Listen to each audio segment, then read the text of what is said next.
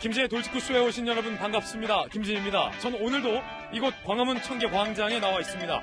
지금 새벽부터 장맛비가 쏟아지고 있습니다. 어젯밤에도 많은 양의 비가 내렸는데 다시 비가 내리고 있는 겁니다. 오늘도 많은 양의 비 내린다고 하니까 장맛비 조심하시기 바라겠습니다. 민주당이 17개 상임위를 모두 차지했습니다. 민주화 이후에 처음 있는 일입니다. 국회의장은 또다시 야당 국회의원을 국회의장 임의대로 상임위에 배분을 해서 논란이 되고 있습니다. 이제 3차 추경 그리고 공수처장 임명까지 민주당이 하고 싶은 대로 다 할 수 있다라는 국회의 우려가 현실이 되고 있다는 조간신문들의 비판도 오늘 아침에 뜨겁습니다. 잠시 후에 이야기 전해드리겠습니다. 저는 비가 오나 눈이 오나 매일 아침 이곳에서 여러분을 기다리겠습니다. 김지의 돌직구쇼 지금 라이브로 시작합니다. 잠깐만요.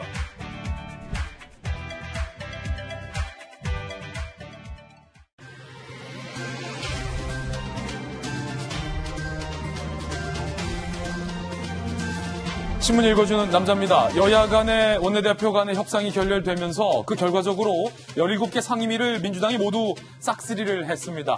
이해찬 대표의 워딩 하나를 소개해드릴까 하는데 공수처와 관련해서 야당이 발목 잡지 못하게 법 개정까지 예고한다라는 내용도 나와 있습니다. 민주당이 하고 싶은 대로 다 할 수 있게 됐다는 의미이기도 합니다. 잠시 후에 이야기 나눠보겠습니다. 오늘 조간신문 함께 하시죠. 먼저 동아일보입니다. 민주화 이후에 첫 상임위 독식. 여당은 원구성 협상 결렬 후에 상임위원장 단독 선출 17개를 차지했습니다.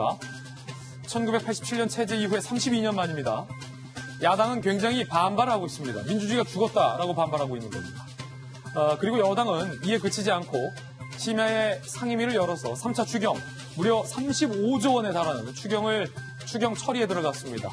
그런데 졸속 심사 논란도 일고 있습니다. 다음 신문입니다. 이번엔 중앙일보입니다. 하반기부터 정책들이 몇 가지 바뀝니다. 대표적인 건 몇 가지 소개해드리죠. 일단은 도시가스료가 13% 인하된다라는 반가운 소식도 들어와 있고요. 하반기부터는 병역 거부자에 대해서 대체 복무 접수를 국방부가 받습니다. 그리고 자동차 개별 소비세, 신차 구매하실 때 개소세 내시는데 그거 할인되는 게 좀 연장됩니다. 근데 70% 감면이 아니라 30% 정도 혜택이 있다는 것 말씀드리겠습니다. 잘 따져서 혜택 달라지시는 부분 명심하시기 바라겠습니다. 다음 신문입니다. 이번엔 경향신문입니다.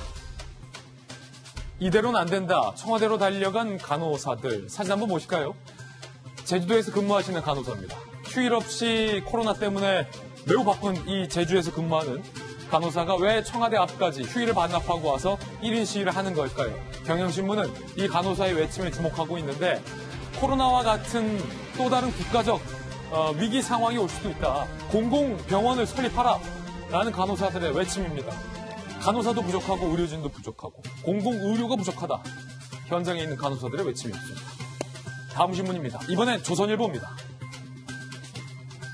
해외 복간이 국내에서 제주행 비행기가 연일 만석이라고 해요. 아울렛 매출도 7배 늘었다고 하고요. 급기야 오늘 경제지를 제가 봤는데 비행기에서 먹는 기내식까지 집에서 먹을 수 있게끔 상품으로 출시됐다고 합니다. 그런 느낌만 만끽하라는 거죠. 지난 주말 관광객 10만 명이 제주를 찾았다고 합니다. 특급 호텔 렌터카 주말엔 꽉꽉꽉 예약 다 찼다고 합니다. 아울렛 매출이 작년보다 한 아울렛은 21% 증가했다고 합니다. 이걸 좋다고 해야 할지 불행이라고 해야 할지 모르겠습니다. 골프장도 평일까지 북적인다고 합니다. 지금까지 신문 읽어주는 남자였습니다. 오늘 아침 저와 함께 등판한 등판 선수 소개해드리겠습니다. 저희 돌직구쇼의 전담 변호사이자 검찰 출신의 변호사 젠틀맨 김광삼 변호사님 나왔습니다. 어서 오세요. 자, 재선 국회의원이자 이번 선거에서 득표율 1등 민주당의 소신파 박영진 의원 나왔습니다. 반갑습니다. 고시 3가당 패스 판사 출신, 국회의원 출신의 고승덕 변호사님 나오셨습니다. 다시 돌아온 돌직구쇼의 시그니처, 미래통합당 비대위원, 김병민 비대위원 모셨고요. 청와대에 출입을 했던 베테랑 기자입니다. 이재명 부장 나왔습니다. 모두들 어서 오세요. 오늘의 키워드도 3가지 준비를 했습니다. 하나씩 전해드리죠. 먼저 첫 번째 키워드는 독식입니다. 여야 원내대표 간의 협상이 깨지면서 민주당이 민주화 이후 처음으로 17개 상임위를 다 가져갔습니다. 이 말은 상임위에서 다수를 차지하고 있는 민주당이 원하는 법안을 각 상임위마다 앞으로는 다 민주당 하고 싶은 대로 할 수 있다는 의미이기도 하다. 조간신문은 이렇게 썼습니다. 잠시 후 이야기 나누겠죠. 두 번째 키워드는요. 쿵쿵. 가방 속에 아이를 학대한 이 엄마. 친아빠의 동거녀이기도 한데 가방 위에서 뛰었다고 합니다. 엄마가 직접 뛰었다고 합니다. 세 번째 키워드는 3부제. 코로나와 관련된 새로운 내용도 잠시 후 전해드리겠습니다. 김재 돌직구쇼 오늘의 톱뉴스로 문을 열겠습니다.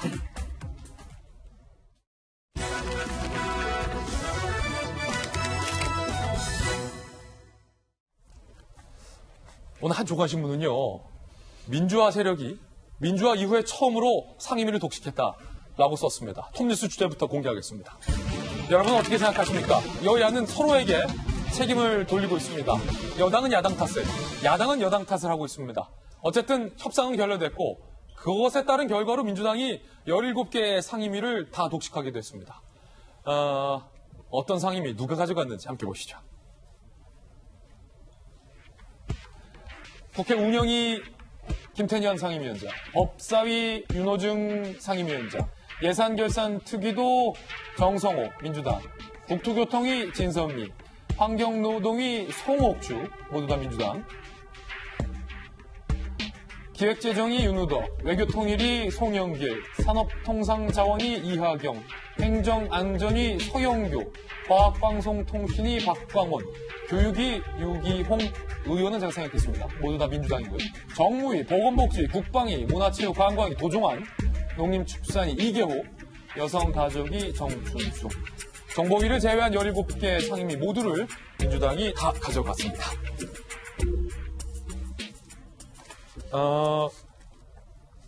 한 조간신문은요, 경향신문입니다. 이름 밝히겠습니다.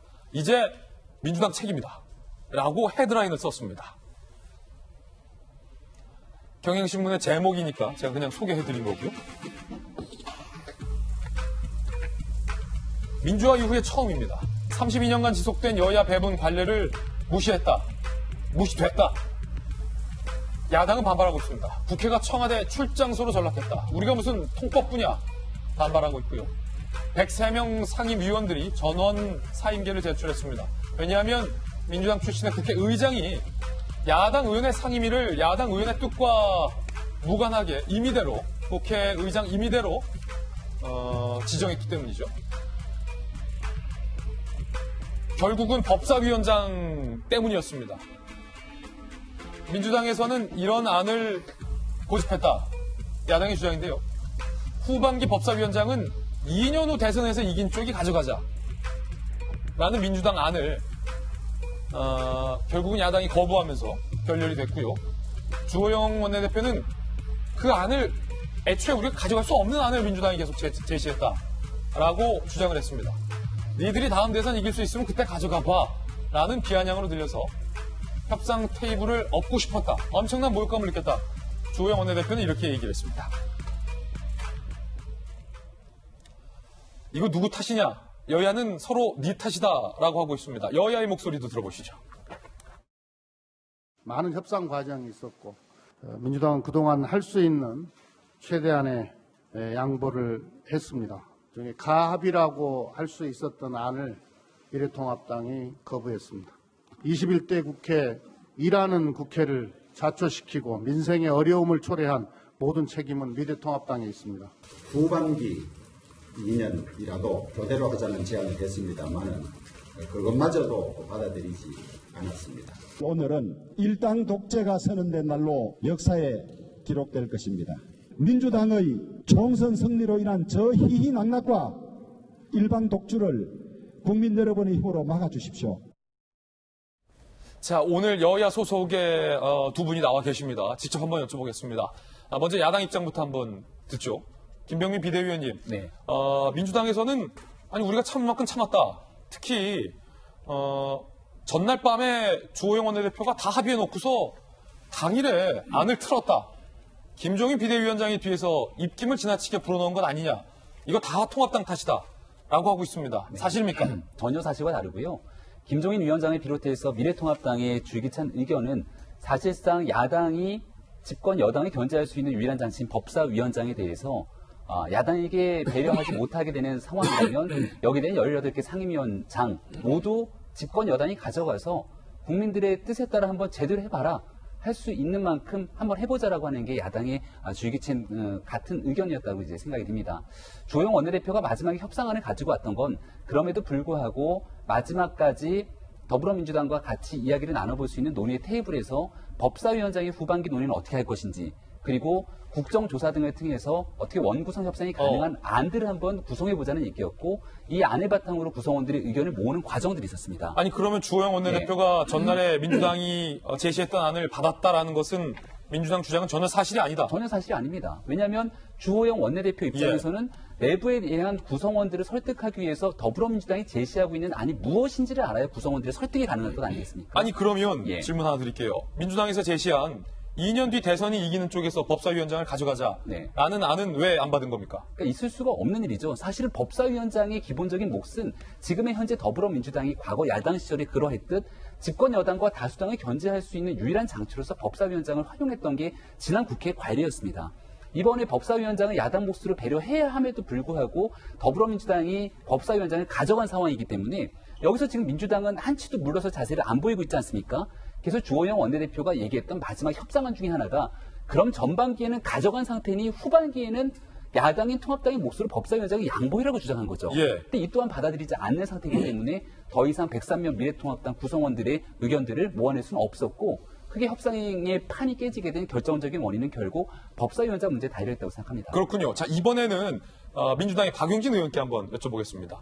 야당에서는 민주당이 지금 사실과 다른 이야기를 하고 있다라고 이야기하고 있는데 결과적으로 법사위원장이 문제였던 것 같은데 결국 여당은 법사위원장을 양보할 생각이 없었던 건 아닙니까? 예, 그렇습니다. 예. 뭐 후반기에 그 2년에 대해서는 대선 이긴데에서 가져가는 걸로 그건 국회의장 박병석 의장이 중재안으로 내놓은 아니었고요. 저희는 그거에 대해서 뭐 야당의 입장을 기다리고 있었습니다만 결국은 야당이 거기에 동의하지 않았기 때문에 판은 다 엎어져 버린 것 같고요.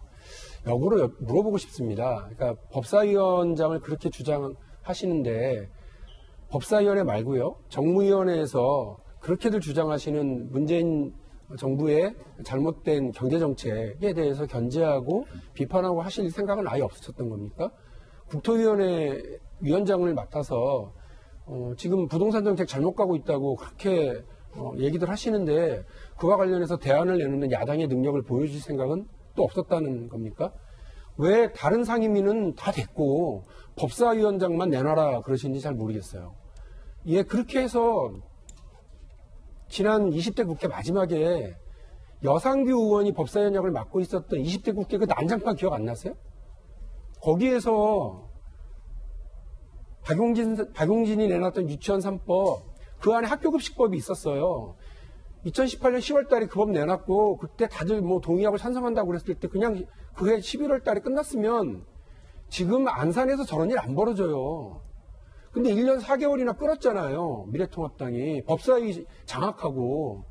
근데 지금 저 일에 대해서 어떻게 책임지실 거예요? 미래통합당은? 근데 이번에도 계속 법사위원장 우린 잡겠다. 그러면 그 얘기는 발목 잡겠다로밖에 안 들려요. 그래서 우리 여당 안에서도요. 양보하고 국회는 타협해야 되는 거 아니야?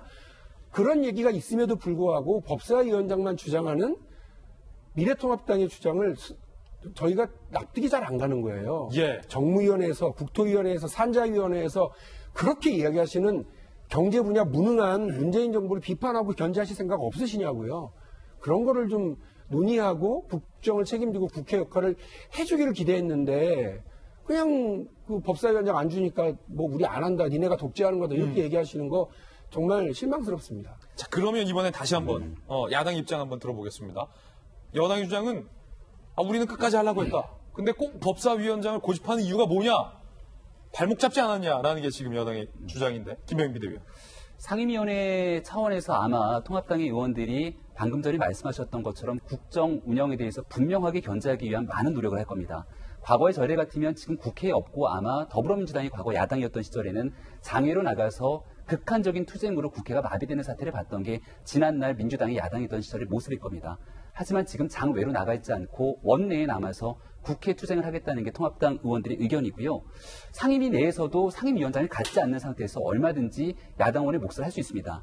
하지만 왜 법사위원장이 중요하냐면 현재 100석이 조금 넘는 통합당 입장에서는 상임위원장이 가지고 있던 이 안에서 쓸 수 있는 야당의 카드들이 한없이 무력하기만 합니다. 지난번 우리가 패스트트랙의 과정을 거치면서 봤듯이 당시에도 그렇게 많은 의석을 가지지 않았던 민주당이 숫자의 힘을 가지고 야당과 협의 없이 일방적으로 밀어붙이려고 하면 얼마든지 하고 싶은 법안 다 패스트트랙에 태워서 밀어붙일 수 있음을 보여줬던 게 지난달 민주당이 보여줬던 전례입니다. 이번에 만약 법사위원장조차 가져오지 못하게 된다면 야당이 쓸 수 있는 무력한 상태 속에서 국민들이 40%가 넘는 표를 몰아주면서 이러한 의견들을 담아달라고 얘기하고 있는데 국회 내에서 이런 것들을 발휘할 수 있는 수단이 없습니다. 제일 중요한 건 법사위원장을 가져가지 않더라도 상임위원장에 있는 의석 배분 받으면서 여당과 충분하게 협의할 수 있는 국회 문화를 만들었으면 야당이 이렇게까지 가지 않을 거라고 생각합니다. 하지만 지난날 보여줬던 더불어민주당의 일방적 의회 폭거의 모습이 어땠는지를 한번 스스로를 상기해보길 바라고요. 법사위원장 가져가고 난 뒤에 일하는 국회를 꿈꾸겠다고 하는 더불어민주당의 행동을 한 번쯤 다시 한번 짚어봤으면 좋겠습니다.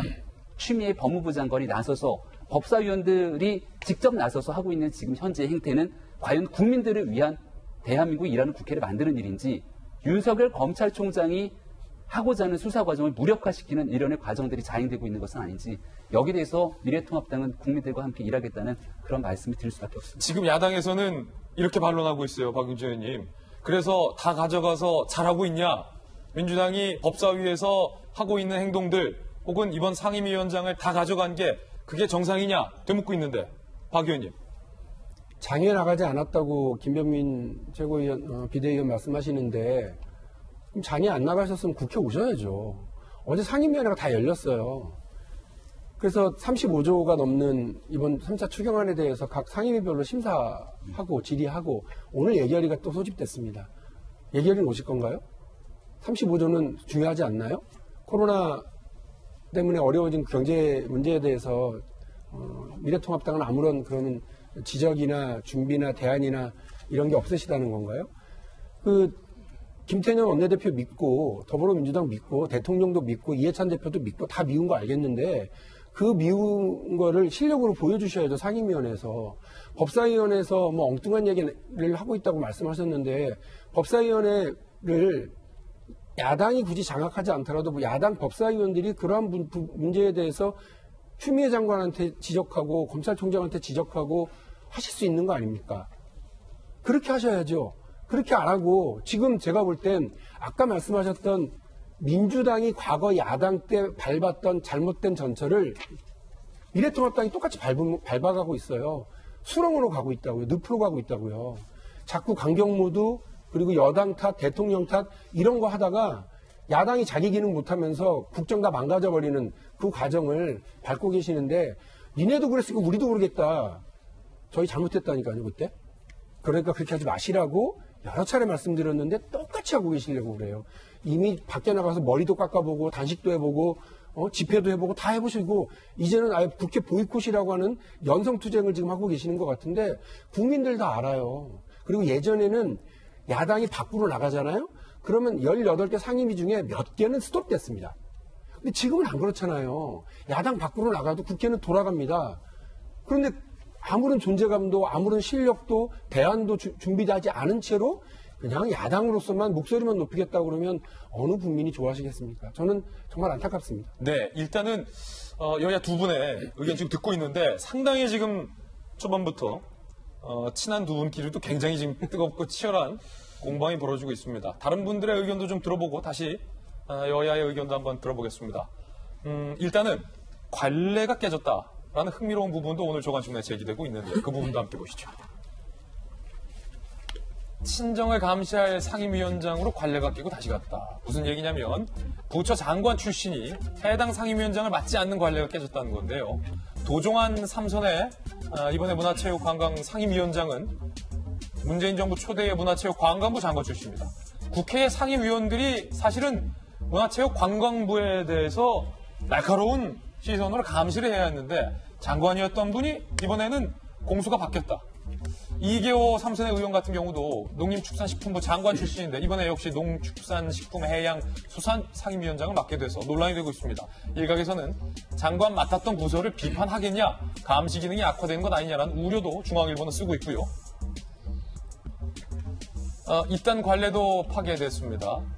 20대 국회 때는 기재위원장을 맡았는데 이번에는 예결위원장으로 상임위를 바꿔가면서 상임위원장을 맡는 정성호 의원 사례.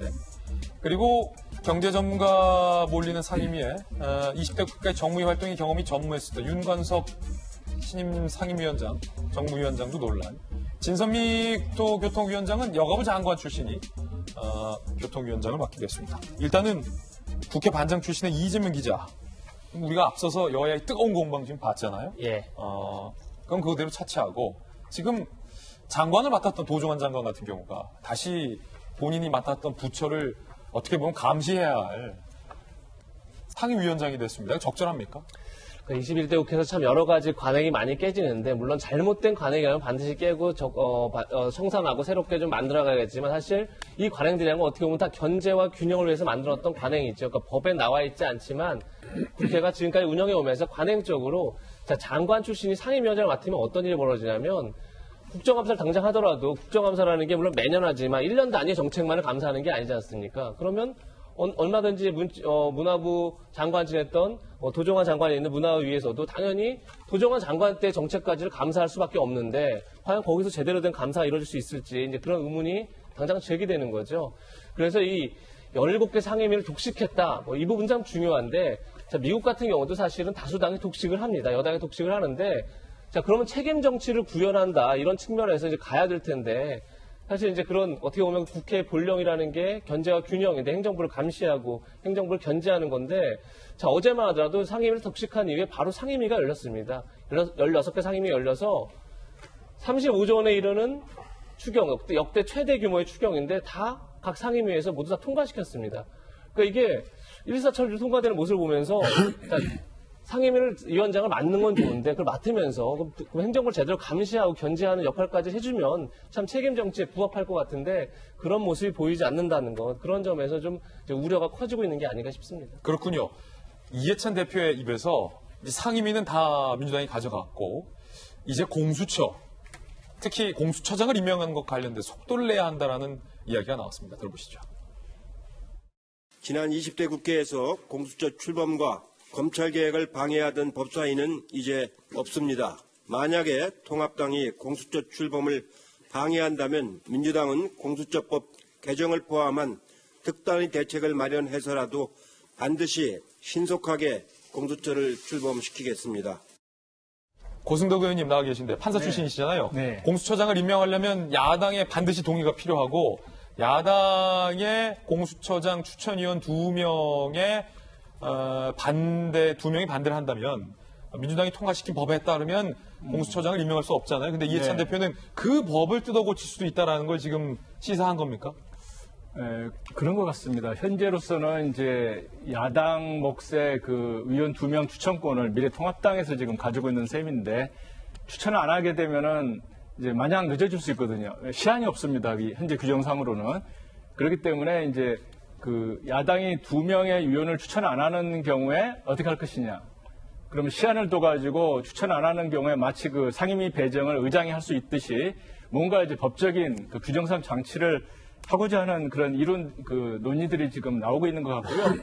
여당에서도 두 가지가 있는 것 같아요. 한 가지는 규정을 새로 만들거나 고쳐서라도 공수처 시한대로 출범시키자고 하는 그 분위기가 조금 더 우세한 것 같고요. 예. 일부 여당 의원 같은 경우는 아무래도 야당이 끝까지 추천하지 않으면 그 규정까지 바꿔서 하는 것까지 좀 무리가 아니냐, 조금 상당히 현재로서는 어렵다라는 그 소수 의견도 있는 것 같습니다. 그렇군요. 검찰 출신의 김광삼 변호사님, 검찰 쪽 분위기는 결국 우리가 지난 방송에서도 전해드렸지만 여당 의원들만 있었던 주로 법사위원들이 추미애 장관을 압박하는 모습에서 결국은 공수처를 위한 법사위 고수가 아니었냐라는 분석도 검찰 안팎에서 지금 나오고 있다고 하는데 맞습니까? 검찰은 사실은 제가 볼 때는 의견이 별로 없어요. 그래요? 이미 다 공수처법 통과됐잖아요. 결국 공수처장을 임명하고 그 절차만 남아있단 말이에요. 그래서 사실 이제 공수처에 대해서는 사실 많은 검사들도 거의 찬성하는 검사들 좀 있었습니다. 그렇지만 그 찬성을 하되 그러면 결과적으로 너무나 공수처가 비대해지는 거 아니냐. 그러면 견제할 수 있는 장치를 해야 하는데 그게 사실 장치가 제대로 이루어지지 않고 간 거에 대해서 굉장히 우려를 표하는 검사들이 굉장히 많이 있었죠. 그런데 제가 이번 이제 상임위원장 독식과 관련해서 한 말씀 좀 드린다고 한다면, 일단 뭐 상임위원장 독식하는데 책임이 있는 곳은 미래통합당은 맞아요. 왜냐하면 너무 법사위에만 목숨을 걸다 보니까 결국 이런 일이 났는데, 그런데 한편으로 좀 걱정되는 게 굉장히 많습니다. 상임위원장자를 전부 다 독식을 하게 되고 또 굉장히 압도적인 과반수를 차지하고 있잖아요. 그러면 향후에 있어서 어떤 국회의 역할이 모든 법을 통과시킬 수 있어요. 우리가 국회법에 이제 패스트트랙이라는 법을 만들어 왔잖아요. 그건 동물국회를 막기 위한 거거든요. 그러면 그냥 생각할 때 그럴 수 생각할 수 있어요. 아니 옛날에도 과반수를 차지했는데도 아무 문제가 없었어. 근데 그 당시는 말이죠. 국회의원들이 농성을 한다랄지 아니면 실력 저지를 했었어요. 근데 지금 이제 그게 안 되는 거죠. 그래서 지금 이제 민주당 입장에서 보면 상임위원장까지 다 가져갔기 때문에 민주당이 원하는 모든 법을 만들 수 있는 그런 상황이 돼 있고, 특히 이제 공수처법과 관련해서도 공수처장은 어떤 독주를 견제하기 위해서, 감시 기능을 하기 위해서 공수처장을 임명하는 데 있어서 굉장히 절차를 까다롭게 해놨거든요. 근데 이것마저 여권에서 법을 개정하게 되면 과연 공수처 어떤 독립성이 유지가 되겠느냐, 그게 한 문제 있을 것 같고, 또 하나는 좀 우려되는 측면이 있습니다. 지금 사실 속전속결로 법을 만들 수 있거든요. 근데 법이라는 것은 국가와 국민에 미치는 영향이 굉장히 많아요. 엄청나게 미치는 거 아니에요?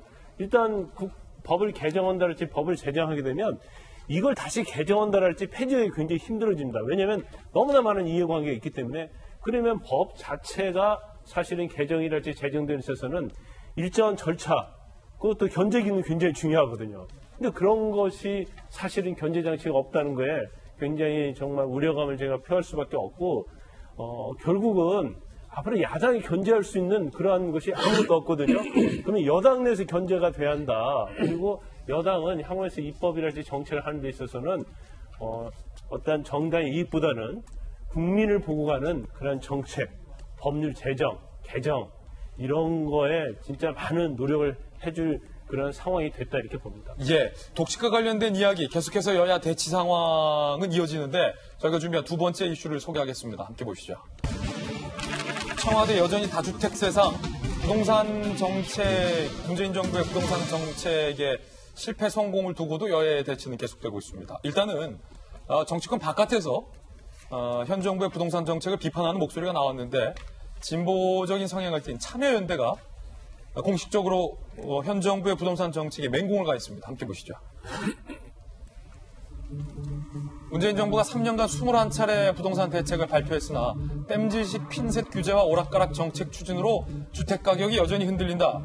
소득주도 성장이 부동산 불로소득 주도 성장이라는 비아냥으로 돌아왔다라고 참여연대가 비판을 했고요. 친노로 분류됐었던 민주당 출신의 인천시장도 공개적으로 반기를 했습니다. 반기를 들었습니다. 박남춘 인천시장인데요. 민주당 출신 친노 인사. 광역당 체중 현 정부의 부동산 정책에 반기를 든 첫 번째 시장인데요. 보도자료까지 냈어요. 이번 정부의 6.17 대책이 비현실적이다. 사람이 안 사는 실미도까지 조정 대상 지역에 포함하냐 어떻게. 이번 6.17 대책은 부당하고 비현실적이다. 라고 비판을 하고 있습니다. 그런데 사실 진보적인 인사인 조기숙 교수도 현 정부의 부동산 정책과 문재인 대통령을 공개적으로 비판을 했다가 그 글을 비공개 처리해서 논란이 되고 있습니다. 조기숙 이화여대 교수는요, 문 대통령이 일본처럼 우리도 집값 폭락할 때니까 집 사지 말고 기다리라고 했다고 한다. 일본 신도시 몰락을 수도권 집중 높은 우리나라에 적용하다니 상식적으로 말이 되냐, 큰일 나겠다 싶었다 라고 지난 27일 올렸는데요. 참여정부 고위공직자 중 다주택자가 많았던 기억이 없는데 이 정부에는 어떻게 다주택자가 이렇게 많냐. 충격적이다. 대통령과 국토부 장관이 팔라고 해도 팔지 않은 강심장에 놀랐다. 그러면서 글을 올리자 일부 친문 지지자들이 조기숙은 반역자다. 어디 일국의 대통령께 무례한 언사로 깎아내리는가. 징조부까지 비난하며 입 다물고 있어라 등의 매서운 비난의 목소리가 있었고요. 조기숙 교수는 이틀 뒤에 해당 글을 비공개로 전환을 해서 논란이 되고 있다고 합니다. 자, 앞서서는 국회 원구성과 관련된 이슈였고, 두 번째는 이제 부동산 정책과 관련돼서 잠시 후에 뭐 이제 인천국제공항 고용 사태 논란도 있는데, 야당에서는 부동산 정책이 계속 실패했다라고 주장하고 있는데, 참여연대, 친노 인천시장, 그리고 진보진영의 조기숙 교수도 가세했군요. 네, 얼마 전에 경신열까지 나서서 과거 정부에 비해서 문재인 정부 들어 부동산 값이 폭등했다. 이 문제에 대해서는 현재 문재인 정부에서도 국민들께 뭐라고 할 말이 없을 것 같다는 생각이 듭니다. 오죽하면 부동산 정책을 낼 때마다 집값을 잡겠다고 냈던 정책으로 인해서 오히려 풍선 효과가 나타나게 되고, 엉뚱한 지역까지 부동산 값이 폭등하게 되면서 서민들의 내 집 살 마련의 기회들은 다 박탈하고 있기 때문에 이 정도 상황에서 정책에 실패가 있으면 누군가는 책임을 져야 되지 않겠습니까? 인정을 하고. 제가 얼마 전에 한 회사원을 만났는데, 야, 해도 너무한 것 아니냐면서 젊은 사람들은 집 사지 말라는 거 아니야? 라면서 일가를 합니다. 뭐라고 얘기를 했냐면, 기업에서는 말이야, 적어도 한 번, 두 번 해갖고선 분명한 실패가 있으면 그 사람에 대한 문책이고 책임이 있는 게 기업의 기본인데 정치권은 왜 그러니? 라고 오히려 대묻더라고요. 김현미 국토교통부 장관이 책임지고 집값을 잡겠다고 정책을 몇 번이나 제시했는데 그게 결국은 실효성 있는 대책을 거두지 못했다라면 명확하게 국토부 장관에 대한 문책성 인사라든지 아니면 정책의 전환을 피해서 할 수 있는 기대감과 희망감을 줘야 되는데, 오히려 특정 지역에 대한 집값 규제 때문에 오히려 풍선 효과로 거의 모든 지역에 있는 서민들과 국민들에게 고통을 안겨주고 있는 정책이라면, 저는 여기에 대해서 이제는 가타부타 문재인 정부가 분명한 해답을 내놔야 될 것이 아닌가. 그래서 거듭 앞선 상임위원장 논란에서 봤듯이 180석에 가까운 모든 권력을 다 갖고 간 더불어민주당에서 자신 있게 하겠다고 내놓는 정책이기 때문에 여기에 대한 분명한 해답을 국민 앞에 내놔야 될 거라고 생각합니다. 그렇군요. 자, 여당의 의견, 박용진 의원의 입장도 바로 물어보겠습니다. 야당에서는 이렇게 얘기하고 있고요. 여당 소속의 박용진 의원께서는 지금 참여연대나 조기숙 교수의 주장처럼, 야당의 주장처럼 문재인 정부의 부동산 정책 실패했다라고 인정하십니까? 조기숙 교수가 이야기한 건 부동산 정책의 실패에 대한 지적보다는 청와대 내부에 두 가지 기류. 하나는 잘 될 거라고 하는 그냥 막연한 기대감. 이거 잘못 보고받고 있는 거 아니냐라고 하는 거 하나. 두 번째는 아니 어떻게 국민들에게 박탈감을 갖게 하는 청와대 주요 참모진들이 다주택자가 여전히 그 집을 유지하고 있냐라고 하는 두 가지 결에서의 국민 감정적인 어떤 이런 우려와 비판을 이제 전달을 한 거였고요. 그렇죠. 정책적인 측면에서 이제 참여연대라든지 경실련이 더 매섭죠. 예. 사실은 이제 매섭게들 얘기하고 있는데 21차례나 그 대책을 내놨다라고 하는 건 그 대책들이 그동안 적절한 실효를 거두지 못했다라고 하는 것에 반증일 수도 있습니다. 또 하나는 정부의 그 부동산 정책, 주로 부동산 정책이 땅값 정책이라기보다는 아파트 정책, 주택 정책으로 이렇게 집중이 되고 있는데 이 정책들이 다 실효를 거두고 있지 못하다라고 하는 부분을 반증하고 있기 때문에 그에 대해서 그럼 이제 고민을 해봐야 되는 겁니다. 그러니까 그러면 어떤 문제에서 가장 큰 문제냐면 사실은 주요 이게 조세 정책이 세제 정책이 있고요. 그다음에 금융 정책이 있습니다.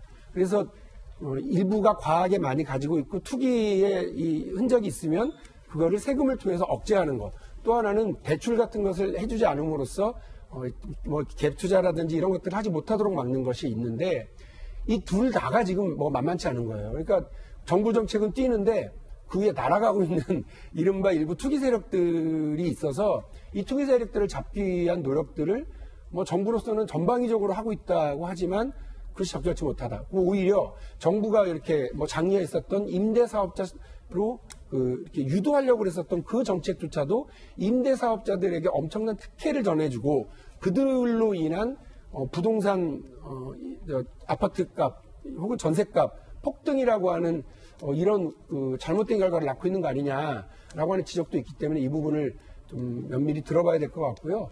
이런 문제야말로 야당이 국토위원장을 맡아서 국회에서 이렇게 좀 면밀하게 비판도 하고 법사위 말고 대안도 내놓고 법사위는 안 주고 법사위에서 뭐 부동산 정책을 얘기할 건 별로 없잖아요. 국토위원장 가져가라. 그런 걸 좀 해달라 이렇게 말씀을 드리는 건데 그런 면에서 좀 아쉽고요.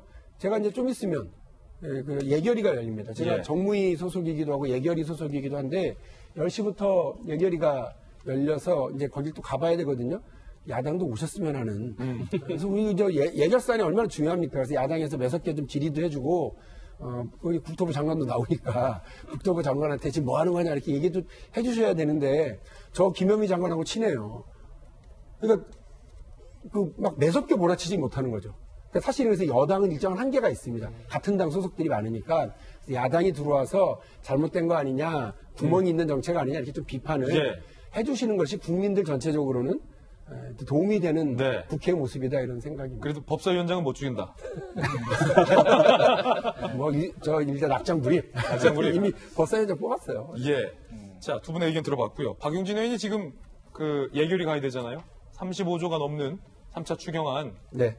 60분 만에 그냥 쓱 통과시키지 마시고 좀 꼼꼼히 따져주세요. 아마 오늘 밤 늦게까지 하게 될 것 같고요. 국민 세금이잖아요. 예, 그렇습니다. 그 35조에 대해서는 면밀하게 따지고 저도 오늘 뭐 비판적인 질의라든지 뭐 필요한 감액 조치들을 요구하고 그렇게 하겠습니다. 예, 박용진 의원은 여기서 또 국회에 임무가 있기 때문에 보내드리겠습니다. 네, 고맙습니다. 예, 감사합니다. 네.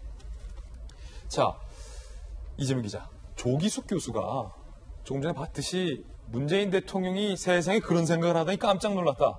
큰일 나겠다 싶었다라고 굉장히 문재인 대통령을 직접적으로 비판하는 글을 공개했다가 방금 보셨듯이 반역자다라는 이야기를 친문 지지자들에게 듣고 글을 비공개로 돌렸어요. 비공개로 돌린 이유가 친문 압박 때문입니까? 아니면 다른 이유가 있습니까?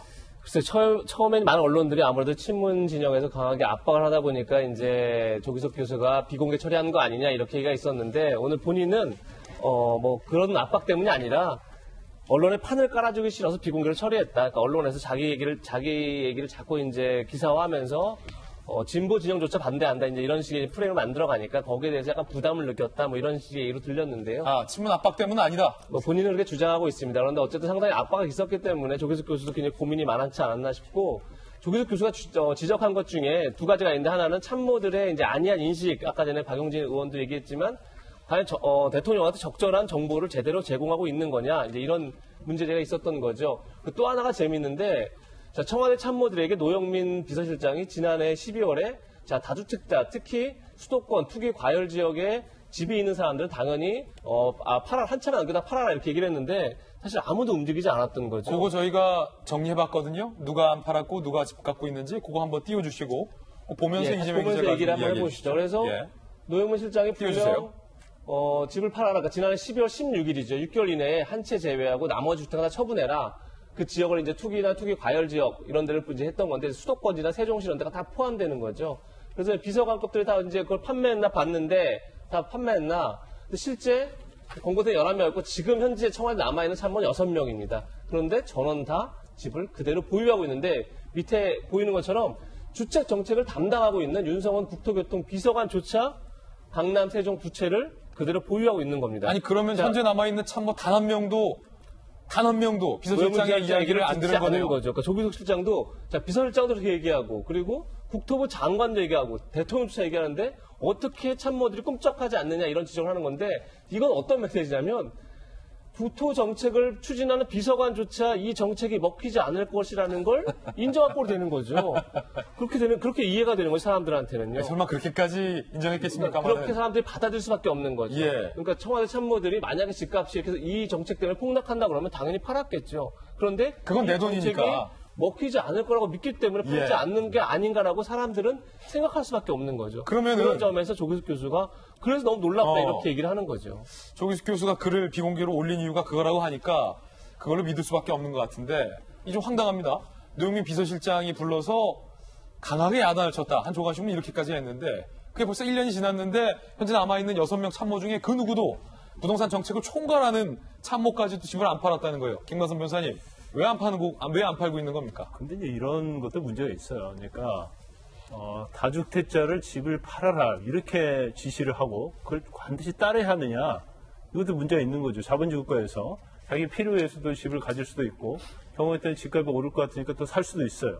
그럼 정부에서 정책을 내놓는단 말이에요. 그럼 나는 세금을 낼 용의가 있어요. 아무리 나한테, 손해가 되는 일을 한다 하더라도, 나는 그 손해를 감수하고 집을 가지고 있겠다. 근데 그런 사람도 있을 수 있는 거 아니에요? 청와대 참모가 그렇게 생각했다고요? 아니 그런 사람도 있을 수 있어요. 그러면 근데 이제 본질적인 문제로 왜 청와대 참모들은 집을 팔지 않을까?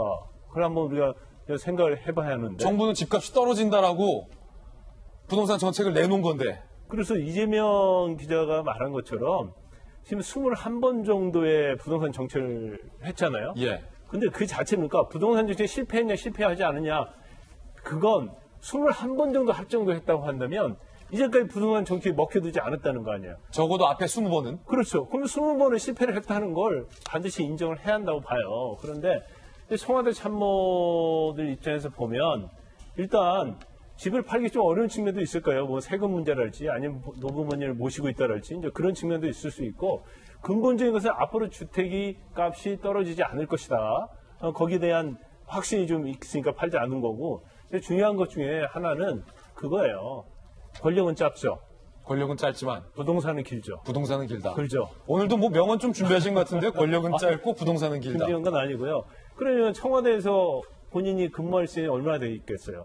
청와대 근무는 사실은 대부분 굉장히 짧잖아요. 예. 길게 가면 2년, 물론 뭐 더 가는 분도 있겠지만, 그런데 여기서 좀 언론에 비판을 좀 받겠지만, 내가 조금만 참고 여기서 나가면 그런 것들은 없던 것이 된다. 이제 그런 생각을 하고 있는데, 사실은 저거 자체가 언론이랄지 아니면 시민단체에서 보면 굉장히 어떤 부동산 정책에 대해서 저렇게 국토부와 관련된 사람들도 집을 팔고 있지 않은데 누가 시민이 팔겠느냐.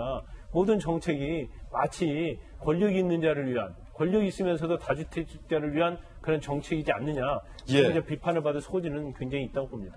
한 청와대 비서관은 두 채의 오피스텔을 팔긴 했다.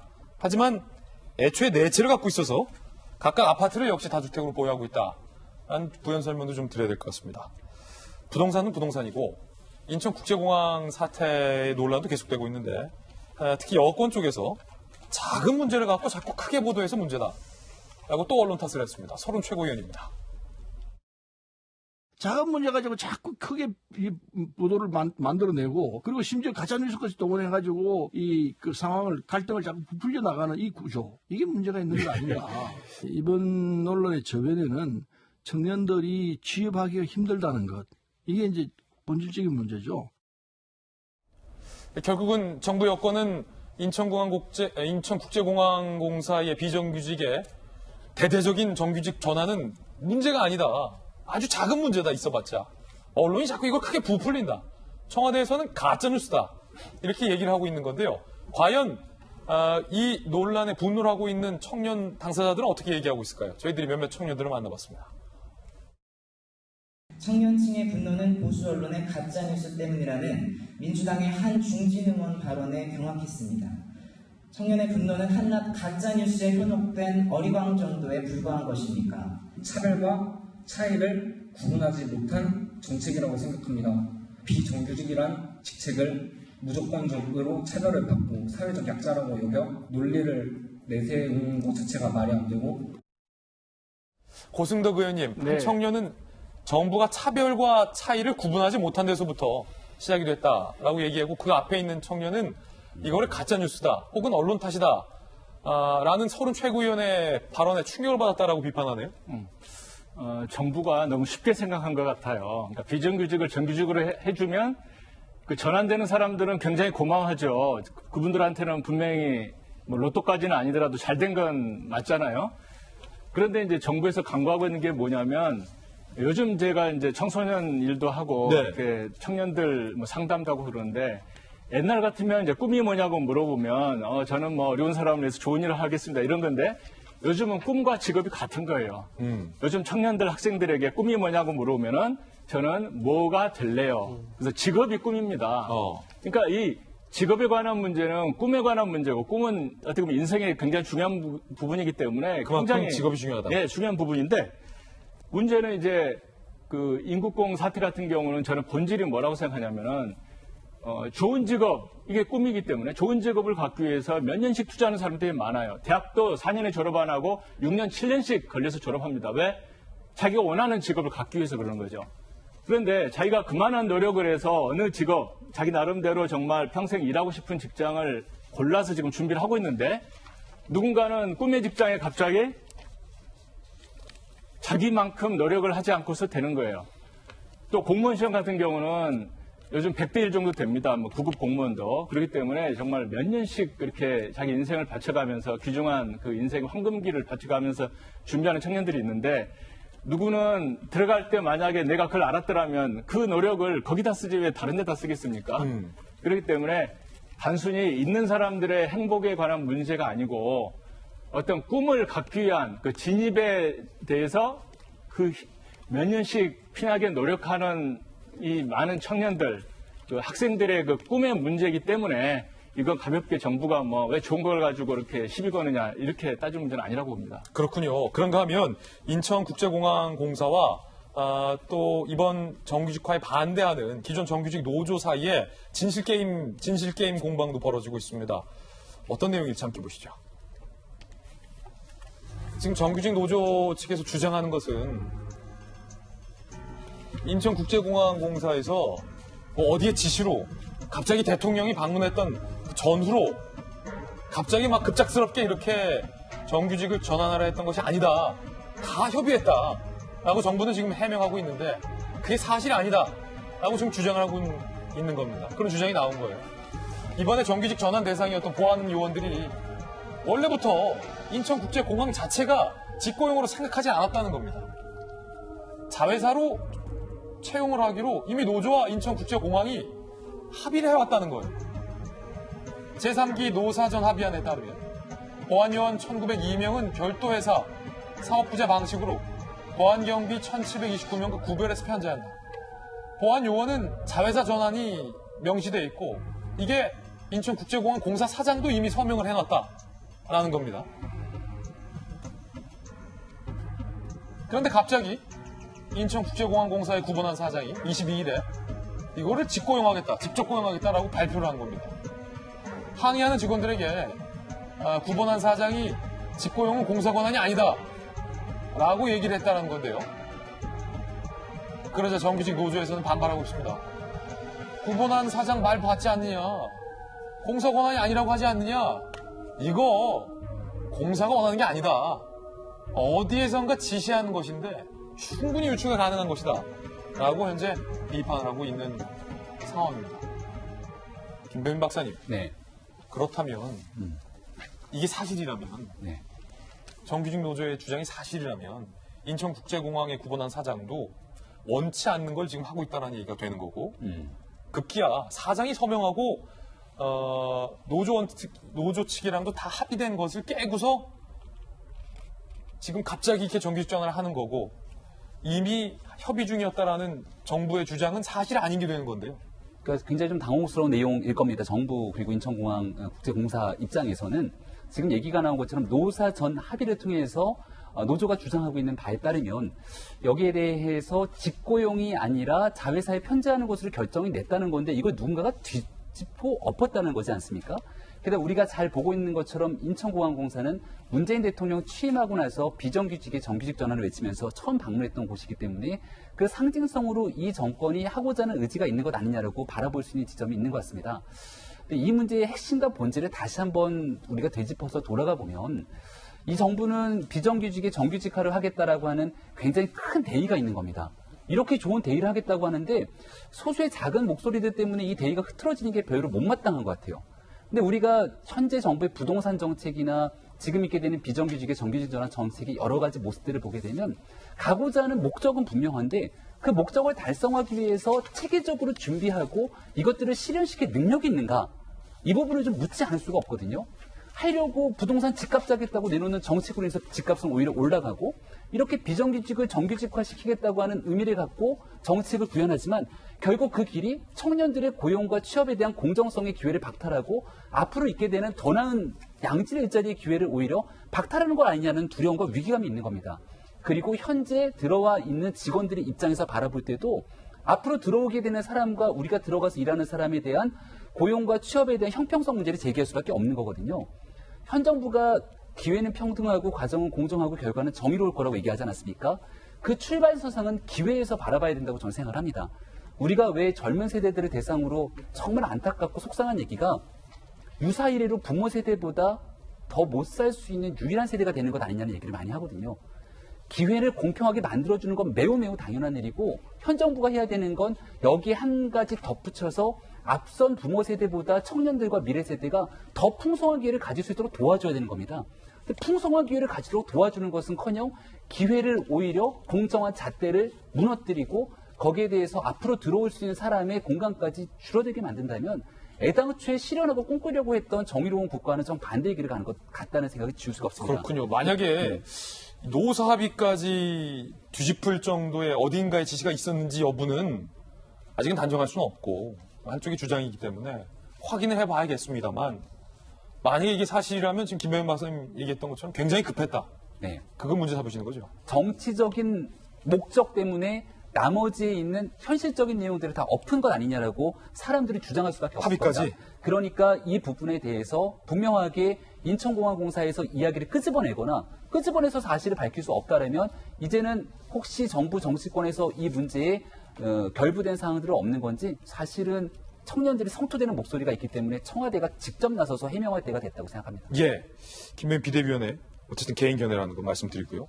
이번에 저희가 준비한 다음 순서입니다. 정대협이 길할머니의 상태를 알고도 유언장을 쓰게 했다라는 정황입니다. 길원옥 할머니가 지난 2016년부터 치매 증상 점점 악화됐는데 자, 이 보고서를 좀 잘 보셔야 돼요. 정대협이 지난 2017년에서 2019년 여가부에 할머니들의 건강 상태를 묘사한 보고서를 제출했어요. 그런데 길원옥 할머니의 상태에 대해서 정대협이 그때 어떻게 보고서를 썼는지 병원 간다는 이야기를 10번쯤 해도 금방 잊어버리고 어디가 하면서 또 물어보신다. 할머니께서 돌아가셨지만 자꾸 잊어버리고 인지를 못하신다. 현실과 꿈을 구분하지 못하는 경우가 생긴다. 라고 정대협 측이 직접 쓴 거예요. 현실과 꿈을 구분하지 못하는 길원옥 할머니에게 그런데 2017년 11월 할머니 계좌에 국민성금 1억 원이 입금되자 1시간 4분 만에 모두 인출이 됐는데 정의원 측은 5천만 원은 정의원에 기부하고 나머지 5천만 원은 할머니가 직접 썼다라고 얘기를 하고 있습니다. 즉 길원옥 할머니가 현실과 꿈을 구분하지 못한다는 걸 보고서에 썼는데 요 1억 원 성금과 관련돼서 정의원 측이 정대협 측이 무언가를 관리했다라는 의혹을 조선일보는 제기했고요. 오늘 논란인 건 길할머니의 유언 동영상을 정대협 측이 제작한 후 게시했다는 겁니다. 그 내용은 나와 관련한 모든 일의 정리는 윤미향 대표에게 맡긴다는 내용이었습니다. 현실과 꿈을 구분하지 못한다라는 보고서까지 정대협이 썼는데 윤미향 대표에게 모든 걸 맡긴다라는 유언 동영상을 왜 쓰게 했을까? 왜 만들게 했을까? 현재 해당 동영상 삭제됐습니다만 그게 궁금하다라고 조선일보는 오늘 쓰고 있는 겁니다. 이재명 기자, 현실과 꿈을 인지하지 못할 정도의 길원옥 할머니의 상태가 온전치 않았다면 상식적으로 그런 길할머니에게 유서를 쓰게 한다거나 유언 동영상을 윤미향 대표에게 모든 것을 맡긴다라는 내용의 유언 동영상을 만들다거나 길원옥 할머니에게 입금된 1억 원을 얼마요? 그렇게 짧은 시간 만에 빠져나가게 그냥 둬서는 안 될 것 같은데 정대협 측이라면. 그렇죠. 지금 일단 정대협의 보고서를 기반으로 했기 때문에 정대협 보고서에 따르면 길할머니가 2016년부터 치매를 앓은 것으로 그렇게 돼 있습니다. 그러니까 2017년에 국민성금 1억 원을 받았을 때는 한 1년 정도가 된 거죠. 그 상태에서 1억을 받아서 한 1시간 만에 바로 5천만 원은 정의원에 기부가 되고 그리고 나머지는 어떻게 개인적으로 썼다고 그러는데 어떻게 썼는지 지금까지 정확히 사용처는 알 수 없는 지금 그런 상황인 거고요. 그리고 치매를 앓은 지가 한 3년쯤 됐을 때 2019년도에는 지난해에는 윤미향 대표가 내 모든 걸 이제 처리하도록 한다 이런 유언장을 쓰게 됐고 그리고 그때 또 이제 김복동 센터에 기부도 이루어지고 이런 게 이루어집니다. 자, 정의원 측은 이렇게 얘기합니다. 이 할머니의 뜻을 숭고한 뜻을 어떤 치매 노인의 그런 판단으로 폄훼해서는 안 된다라고 얘기를 합니다. 물론 치매라는 게 사실 나타난 증상이 굉장히 다양하죠. 어떤 치매는 좀 정신을 좀 잠깐 깜빡했다 다시 또 온전해지기도 하는 그런 치매도 있고 어떤 치매는 계속 악화되는 그런 치매도 있고 여러 가지 치매 증세가 있기 때문에 길할머니 상태가 어떤지 저희가 정확하게 알 수 없고 또 길할머니의 뜻이 정의원에 기부하는 것이고 또 센터에 기부하는 것이 그런 거였다면 그걸 절대 폄훼해서 안 된다는 건 틀림없어 보입니다. 근데 문제는 이거 같습니다. 결국 할머니의 의사를 대리했던 곳과 기부받은 것이 같았던 거죠, 사실은. 그러다 보니까 이게 진짜 할머니의 뜻이냐 아니냐 그런 논쟁이 이제 불거진 건데 만약 그게 달랐다면 뭐 이런 논쟁까지 촉발되지 않았겠죠. 그런 점에서 정의기억 연대에서 어떻게 보면 이게 지금 이 기억과 정의의 문제가 불거진 게 굉장히 역설적인데 이 문제를 근데 이게 누가 딱 이게 명확하게 판단이 참 어려울 것 같아요. 이게 뭐 치매에 걸리신 할머니의 뜻을 어디까지 인정할 것인지 그래서 이게 뭐 앞으로 이제 아마도 이 문제 계속 제기하는 게 아들 부부가 계속 제기할 것 같은데 결국은 뭐 법정에서 좀 논란이 되지 않을까 이런 생각이 듭니다. 예. 그런가 하면 세 번째 아플 소식은 금태섭 전 의원입니다. 민주당이 금태섭 의원에게 내려진 징계에 대해서 재심을 했는데 결론을 못 냈다고 합니다. 금태섭 전 의원은 과연 뭐라고 얘기했을까요? 활발한 토론과 비판 정신을 강점으로 하던 민주당이 어쩌다 이런 모습이 됐는지 너무나 안타깝습니다. 앞으로 의원들의 발언이 위축될 거라고 공수처에 대해서는 충분히 토론이 이루어지지 않았기 때문에 징계가 부당하다는 말씀도 드렸습니다. 정치적인 책임을 지게 해야지 법적으로 징계를 하는 것은 안 맞다고 생각을 하고 금태섭 전 의원 측이 주장한 재심이 열렸는데 결론을 못 냈다고 합니다. 김병민 박사님, 비대위원님. 결론을 못 냈다. 좀 신중히 생각해보자라는 뜻도 있지만 사실은 간단하거든요. 민주당이 윤리위가 내렸던 당초의 징계가 적절했는지 금태섭 전 의원이 측이 주장했던 것처럼 적절하지 않았는지 여부를 판단하면 되는데 재심이 열렸는데 그거를 판단하지 못했다는 건가요? 정치적인 판단을 좀 하고 있겠죠. 왜냐하면 대한민국 헌법과 국회법이 규정하고 있는 국회의원의 양심 그리고 국민과 국익을 위해서 의정활동을 펼치는 그 활동들을 존중하게 된다면 금태섭 의원이 당론을 따르지 않았던 이유만으로 본인의 소신을 갖고 의결에 참석했다는 이유만으로 징계를 한다는 것은 대한민국 국민의 상식으로 납득하기 좀 쉽지 않을 겁니다. 근데 정치적인 판단을 하게 되면 지금 현재 180석 가량 되는 굉장히 거대한 집권 여당이 됐는데 여기에 단일 대우가 한순간 흐트러질 수 있는 여지를 또 줄 수 있는 빌미가 되지 않을까라고 하는 위기감과 두려움 혹은 또 금태섭 의원 사건이 촉발되고 나서 관련된 적극적인 지지자들의 강력한 목소리가 나오는 것도 민주당의 현실 아니겠습니까? 결국 양당 사이에서 선택과 결정을 해야 되는데 지금 민주당이 보여주고 있는 모습은 저 개인적인 입장에서는 참 비겁하다는 생각이 듭니다. 저희 미래통합당 입장에서 굉장히 다른 목소리들이 많이 나오는데요. 활발한 토론을 강점으로 했던 민주당이 어디 갔냐라는 금태섭 의원이 얘기하고 있는데 오히려 지금 입장에서는 활발하게 다른 목소리들을 받아들이면서 토론하게 되는 건 미래통합당이 갖고 있는 모습이 아닐까라는 생각이 들 정도입니다. 그러니까 더불어민주당이 금태섭 의원이 얘기하고 있는 것처럼 활발하게 당내에서 나오게 되는 다양한 목소리를 좀 같이 경청하고 토론하는 문화가 성숙됐으면 좋겠고 그렇게 여당과 야당 사이에서도 활발한 토론이 정착되는 게 민주주의 사회의 기본일 텐데 당내에서의 다른 목소리를 수용하지 못하면 당 바깥에 있는 야당과의 협의나 토론은 어떻게 하겠다는 것인지 저는 금태섭 의원 사건이 이 중간에 경종을 울리는 굉장히 중요한 시금석이라 과연 재심의 결정이 어떻게 나올지 궁금합니다. 판사 출신이시니까요. 네. 그건 뭐 의원 출신으로 여쭤보는 게 아니라 뭐 물론 이게 재판 과정은 아닙니다만 네. 좀 재심 과정은 좀 지켜봐야겠죠. 그래도 아직 뭐 최종 결론은 안 나왔으니까. 그렇죠. 이제 결과가 나왔을 때 금태섭 의원이 다시 이제 법원으로 끌고 갈 것인가, 아니면 그걸 수용할 것인가 하는 것도 이제 좀 관심 포인트가 될 것 같고요. 일단 제 개인적인 판단으로는 이제 헌법 46조 2항에 보면 분명히 이렇게 돼 있습니다. 국회의원은 국가의 이익을 우선하여 양심에 따라 직무를 수행한다.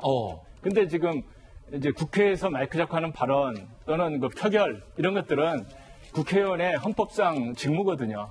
그렇기 때문에 자기 양심에서 비춰볼 때 이게 국가 이익에 부합한다고 생각하는 그런 행동에 대해서 만약에 그 민주당이 단순히 당론을 이유로 다르게 징계를 한다고 하는 경우에는 법원과도 아마 이게 징계가 유지되기 힘들 가능성도 있을 것 같습니다. 그렇군요. 네. 좀 지켜보겠습니다. 네.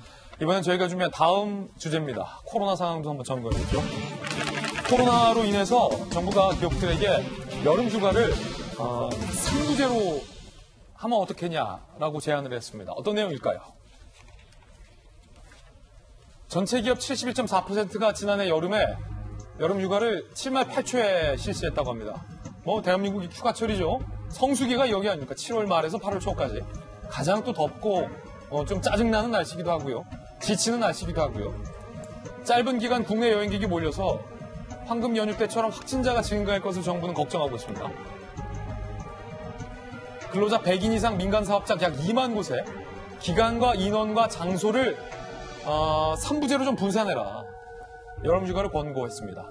기간도 좀 3개로 나눠서 갑을병으로 해서 갑에 휴가 가는 사람, 을에 휴가 가는 사람, 병에 인원도 한 3분할 좀 해서 1부제, 2부제, 3부제 장소도 뭐 1부제, 2부제, 3부제 이렇게 좀 해라.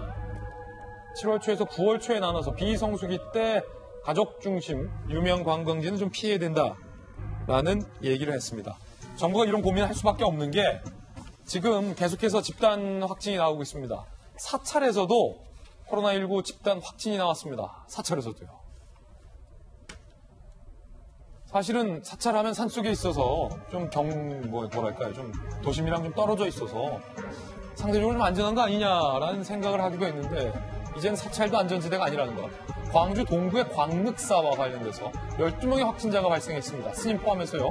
확진자들은 광주, 목포, 전주, 파주. 와, 광주, 목포, 전주, 파주에서 여기 사찰을 왔군요. 지난 23일 광륵사의 한 스님 확진자들을 포함해서 10여 명과 마스크를 안 쓰고 대화를 했군요. 스님은요, 한동안 쭉 마스크 쓰다가 그날 하도 날씨가 더워서 벗었다. 후회된다라고 중앙일보 기자에게 얘기하기도 했습니다. 자, 3분할 휴가. 일단은 김광삼 변호사님. 네. 뭐 휴가 가실 겁니까? 이럽니까 이번에? 저희 돌직구쇼 출연 때문에 좀 돌직구는 하루도 쉬지 않아서 휴가하기 참 어려워요. 그렇죠, 그렇죠. 네. 그런데 이제 어차피 뭐 저희는 뭐 우리 법무법인에 이제 직원들이 있어서 대부분 이제 7월 말 8월 초에 휴가를 가죠. 저기잖아요. 직원들 휴가 보내야 되잖아요. 네네. 그런데 저는 뭐 7월 말에 되도록 피합니다. 워낙 그날 성수기라서 뭐 어디 방 잡기도 힘들고 또 표구하기 굉장히 힘들어서 하는데 이번은 좀 다를 것 같아요. 그러니까 지금 사실 이 골프장 하나만 두고 보면요. 지금 골프장이 엄청나게 러쉬를 이루고 있다고 그래요. 평일에도? 네, 그러다 보니까 그린피도 올리고요. 캐디피도 올리고 그걸 다 올려가지고 금액이 엄청나게 비싸답니다. 뭐 어떤 데 비싼 데는 뭐 4인이 골프를 치는데 한 150만 원 든다는 얘기도 나오고 있어요. 언론에 보면. 그런데 지금 7월 말 8월 초 여름 휴가가 작년에는 전체 기업이 71.4%였는데 올해는 훨씬 더 사람들이 많아질 거예요. 그 이유가 그때 해외 못 가잖아요.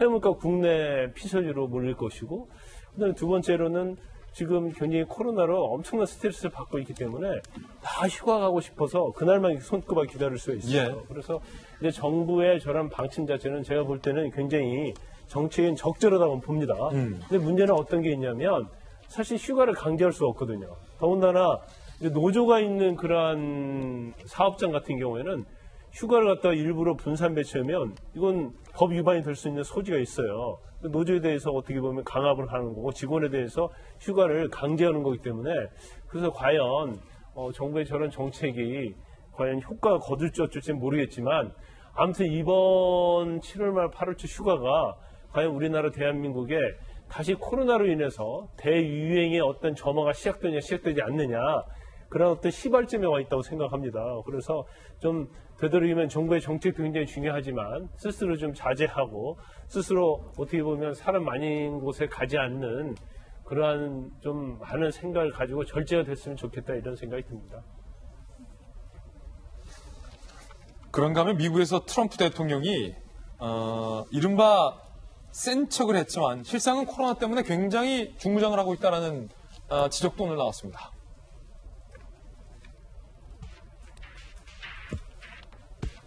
도널드 트럼프 미 대통령이 기자들 카메라 없는 곳에서는 사실은 마스크를 열심히 착용하고 있더라. 지난달 포드 공장 방문 시에 마스크를 썼지만 비공개 처리했다. CNN은요, 트럼프 대통령이 최근 코로나 방역 조치를 대폭 확대했다. 코로나 퍼진 지역을 방문할 경우 경호팀, 의료팀이 본인 출입 예정이 모든 장소를 점검하도록 하고 욕실은 소독제로 빡빡 문질러 닦아놓도록 했다. 라고 보도를 했습니다. 포드 자동차 공장 시찰 중에 어떻게 중무장을 했는지. 자, 마스크를 쓰고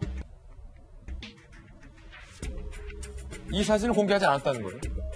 왜 공개를 하지 않았을까? 여러 가지 추측이 되는데 정말로 CNN 보도대로 센 척을 하기 위해서냐, 뒤로는 빡빡 닦아놓고 그건지 여부는 좀 한번 확인을 해봐야 될 것 같은데, 고승덕 의원님. 네. 사실 트럼프 대통령이 차라리 마스크를 솔선수범했더라면 미국이 이 지경이 안 됐을 것 같아요. 미국 인구가 3억 3천만 명 정도 되는데 그 전 세계 인구가 이제 거의 한 70억 가까이 되지 않습니까? 7, 8억 제가 알기로는.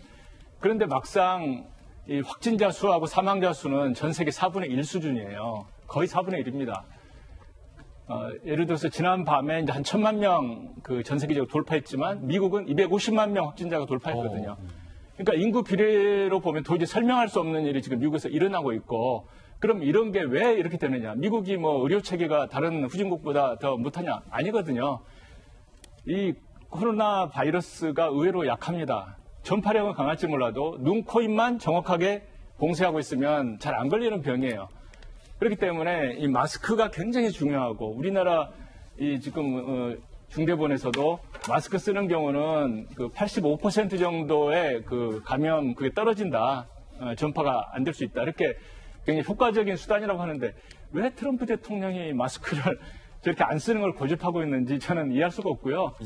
그러다 보니까 이 코로나가 퍼지면 퍼질수록 퍼떨어지는 소리가 들리고, 그럼 트럼프 재선에서 멀어지는 소리도 저희 귀에는 들리는 것 같습니다. 그렇군요. 네. 자, 지금 비가 오나요? 비가 안 오는군요. 제 뒤에서 오픈 스튜디오라 쳐다봤고요. 어젯밤 사이 태풍 수준의 비바람이 강하게 몰아쳤는데 지금은 좀 멈췄습니다. 다시 오후에 비가 오는 건지, 내일은 어떤지 기상캐스터 연결해서 알아보겠습니다. 허윤 캐스터, 비 옵니까? 네, 오늘 출근길 서울을 비롯한 중부 곳곳으로는 장대비가 쏟아졌는데요. 현재 제가 나와 있는 이곳 청계천에는 약한 비만 내렸다 그치기를 반복하고 있습니다. 이 비는 오늘 밤이면 대부분 그칠 텐데요. 다만 동풍의 영향을 받는 강원 영동 지역은 현재 호우경보가 내려진 가운데 많은 양의 비가 집중되고 있습니다. 특히 내일 아침까지 많게는 300mm 이상의 물폭탄이 예상되는 만큼 이 지역에 머무시는 분들은 각별히 주의하셔야겠습니다.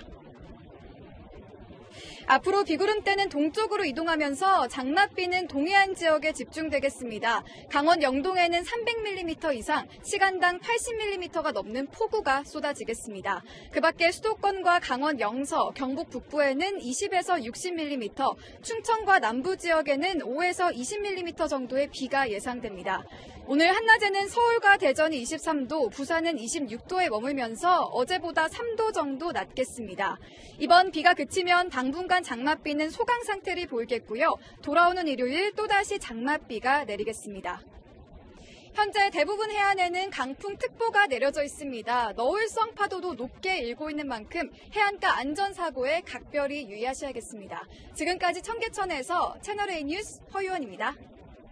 네, 오늘 저희가 준비한 소식 모두 다 전해드렸습니다. 잠시 후 시작되는 인터넷 라방 2~3말로에서는요, 썼다 지운 부동산 비판이라는 주제로 오늘 김광삼 변호사님과 또 이재명 기자 두 분 모시고 이야기 나눠보겠습니다. 지금 2~3말로에도 많이 들어와 주시기 바라겠습니다. 저희들은 내일 아침 9시 15분에 더욱더 풍성한 소식 들고 인사드리겠습니다. 오늘 하루는 분명 어제보다 나을 겁니다. 좋은 하루 되십시오. 감사합니다.